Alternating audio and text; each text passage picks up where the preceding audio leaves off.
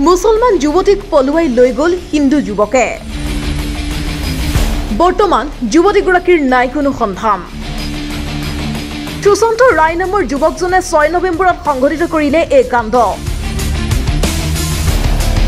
যুৱতীগৰাকীক উদ্ধাৰ কৰিবলৈ মুখ্যমন্ত্ৰীৰ ভৰিত ধৰি আহ্বান পৰিয়ালৰ। অন্যথা আৰক্ষী থানা চৌহদত পৰিয়ালে চৰম সিদ্ধান্ত লোৱাৰ হুংকাৰ। ৰতিয়াদহত সংঘটিত হৈছে এই ঘটনা।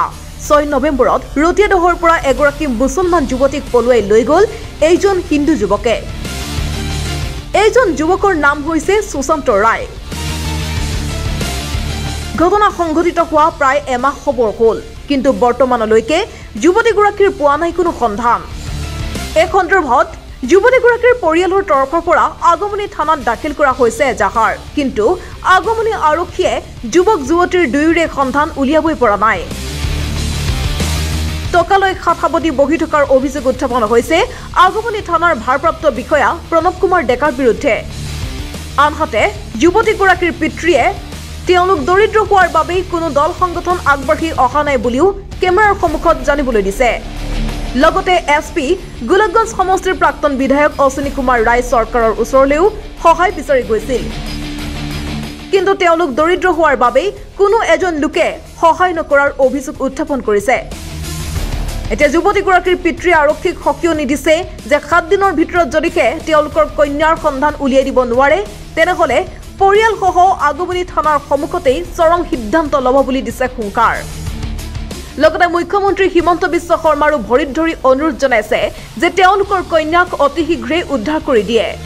এই 2 কিলোমিটাৰ মান হ'ব ছাৰ, 2 কিলোমিটাৰ হ'ব।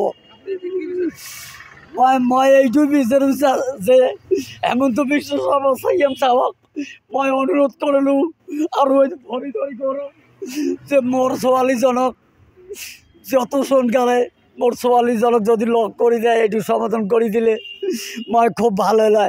আগমনী থানা OC ছাৰে একো একশ্যন লোৱা নাই। মই গৰীব দুখীয়া মানুহ দেখি টকা পইচা নোদোৱাৰ কাৰণে বোধহয় একশ্যন লোৱা নাই। এইটোতো মই মনোভাৱ কৰিম।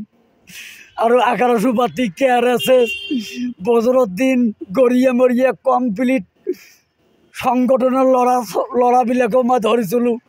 DSP SP DSP সবগুলোৰ কাছে গেছিলো, অশ্বিনী ছাৰৰ লগতো গেছিলো। একো ধৰণৰ একশ্যন লোৱা নাই। মই দুখীয়া মানুহ বুলি মোৰ এইটোই অপৰাধ। কথা হ'ল যদি আগমনীৰ OC ছাৰ বা আগমনীৰ প্ৰচেছৰে যদি 7 দিনৰ ভিতৰত যদি মোৰ ছোৱালীজনৰ কোনো ধৰণৰ যদি সন্ধান যদি না ওলায় তেনেহ'লে মই একদম ফেমিলি লৈ আহি থানাৰ মধ্যে মই সুইচাইড কৰিম। এইটো দায়ী CM সাহেব সৰি এইটো দায়ী আমাৰ OC ছাৰে আগমনী OC ছাৰে হ'ব।